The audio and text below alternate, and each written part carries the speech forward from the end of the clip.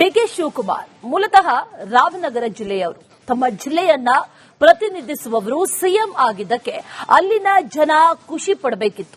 ಆದ್ರೆ ಅದೇ ಜಿಲ್ಲೆಯ ಜನ ಡಿಕೆ ಶಿವಕುಮಾರ್ ವಿರುದ್ಧ ಈಗ ತಿರುಗಿ ಬಿದ್ದಿದ್ದಾರೆ. ಟೌನ್ಶಿಪ್ ಯೋಜನೆಯನ್ನ ಮಾಡಿಯೇ ಸಿದ್ಧ ಅಂತ ಹೊರಟಿರುವಂತಹ ಬಂಡೆ ವಿರುದ್ಧ ಬಿಡದಿ ಜನ ಹೋರಾಟದ ಕಹಳೆಯನ್ನ ಮೊಳಗಿಸಿದ್ದಾರೆ.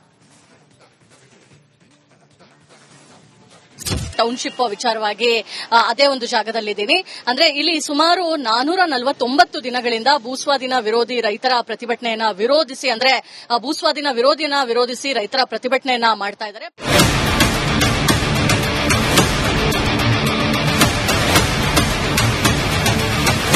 ಬಿಡದಿ ಟೌನ್ಶಿಪ್ ಇದು ಮುಖ್ಯಮಂತ್ರಿ ಡಿಕೆ ಶಿವಕುಮಾರ್ ಅವರ ಕನಸಿನ ಕೂಸು.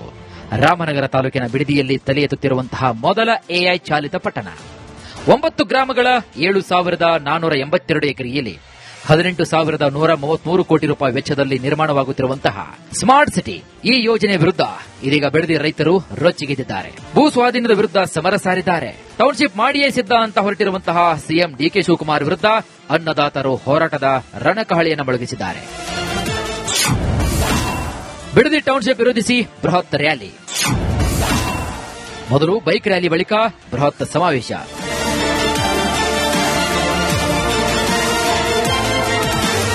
ಬಿಡದಿ ಟೌನ್ಶಿಪ್ ಯೋಜನೆ ವಿರೋಧಿಸಿ ಅನ್ನದಾತರು ಬೃಹತ್ ರ್ಯಾಲಿಗೆ ಮುಂದಾಗಿದ್ದಾರೆ. ಬಿಡದಿಯ ಬಿಜಿಎಸ್ ಸರ್ಕಲ್ ಬಳಿ ರೈತರು ಬೈಕ್ ರ್ಯಾಲಿ ಹಮ್ಮಿಕೊಂಡಿದ್ದಾರೆ. ಮೊದಲು ಬೈಕ್ ರ್ಯಾಲಿ ಮಾಡಿ ಬಳಿಕ ಬೃಹತ್ ಸಮಾವೇಶವನ್ನು ಮಾಡಲಿದ್ದಾರೆ. ಈ ಬೃಹತ್ ಸಮಾವೇಶದಲ್ಲಿ ಸುಮಾರು 24 ಗ್ರಾಮದ ರೈತರು ಭಾಗಿಯಾಗಲಿದ್ದಾರೆ. ಇನ್ನು ಬಿಡದಿಯಲ್ಲಿರುವವರು ರೈತರಲ್ಲ ಎಂದಿದ್ದ ಡಿಕೆಶಿ ವಿರುದ್ಧ ರೈತರ ಕಿಚ್ಚು ಇದೀಗ ಸ್ಫೋಟಗೊಂಡಿದೆ.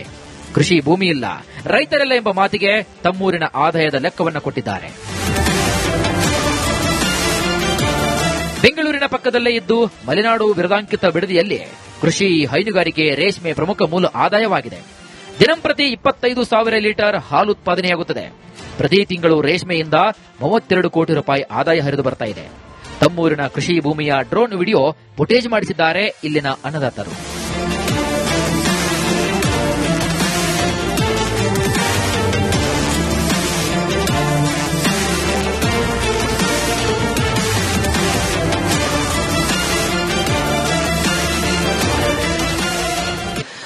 ತಾತ ಮುತ್ತಾತಿರು ಸಂಪಾದನೆ ಮಾಡಿರೋ ಜಮೀನು ಅವಾಗಿಂದ.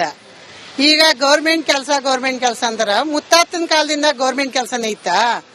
ನಮ್ಮ ಭೂಮಿ ಇದ್ದಿ ನಮ್ಮ ತಾತಿರು ಸಂಪಾದನೆ ಮಾಡಿರೋದಕ್ಕೆ ನಾವು ರೈತರು ಮಕ್ಕಳಾಗಿ ಹಾಲು ಕರ್ದಿ ದನ ಮೇಯಿಸಿ ವ್ಯವಸಾಯ ಮಾಡಿ ಮುಂದಕ್ಕೆ ಬಂದಿದೀವಿ. ನಾವು ಭೂಮಿನೇ ಇಲ್ದೇ ಇದ್ಮೇಲೆ ನಾವು ಯಾವ ತರ ವ್ಯವಸಾಯ ಮಾಡಕ್ಕಾಯ್ತದೆ? ಏನ್ ಮಾಡಕ್ಕಾಯ್ತದೆ?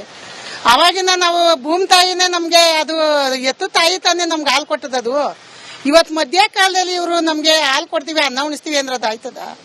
ನಮಗ್ ಭೂಮಿಯಿಂದಾನೇ ನಮಗ್ ದೇವರು, ಭೂಮಿಯಿಂದಾನೇ ನಮಗ್ ತಾಯಿ ತಂದೆ ಅಲ್ಲ.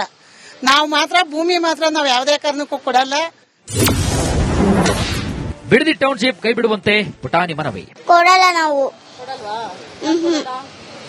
ಅದೆಲ್ಲ ನಮ್ಗೆ ಬೇಕು ಭೂಮಿ. ಡಿಕೆ ಅಂಕಲ್, ನಮ್ಮ ಭೂಮಿ ನಾವು ಕೊಡಲ್ಲ, ನಮ್ಮ ಭೂಮಿಗೆ ಕೈ ಹಾಕಬೇಡಿ ಅಂತ ರೈತನ ಮಗ ಮನವಿ ಮಾಡಿದ್ದಾನೆ. ಡಿಕೆ ಅಂಕಲ್, ನಮ್ಮ ಭೂಮಿ ನಾವು ಕೊಡಲ್ಲ, ನಮ್ಮ ಭೂಮಿ ಕೈ ಹಾಕಬೇಡಿ. ಊರ ದೇವರ ಮೊರೆ ಹೋದ ಅನ್ನದಾತರು.